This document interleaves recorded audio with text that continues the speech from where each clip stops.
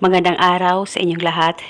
Itong ritual na ibabahagi ko sa inyo ngayon ay isa itong gabay para makatulong at patuloy ang pagmamahalan at magandang relasyon ninyong dalawa ng mahal mo.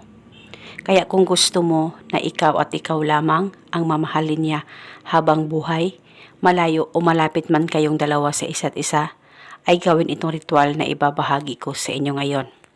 At ang mga materyales na gagamitin natin sa ritual na ito ay maghanda ka lamang ng papel at panulat at maghanda ka rin ng garapon na may takip at 3 kutsarang asukal.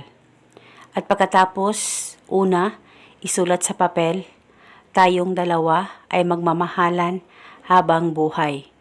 At sa ibaba isulat mo ang pangalan at apelido mo at pangalan at apelido niya ng isang beses lamang.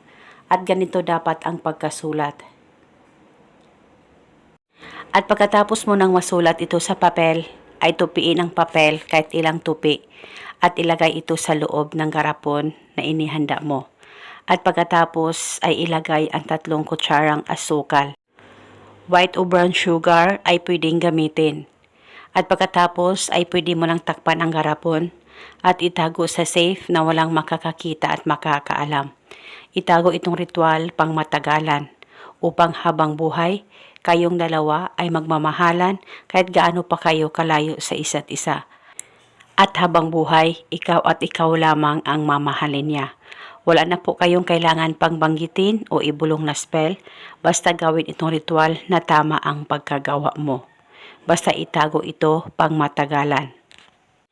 At kahit ilan pa ang ritual ang gusto mong gawin na pagsabayin sa isang araw ay wala pong problema as long as 100% ang paniniwala mo sa mga ganitong pamamaraan. Gawin ito sa mabuti at hilingin ng buong puso. At pwede mo ito gawin sa kahit na anong araw o oras na gusto mo. At eto muna sa ngayon, maraming salamat po sa panunood. May God bless us.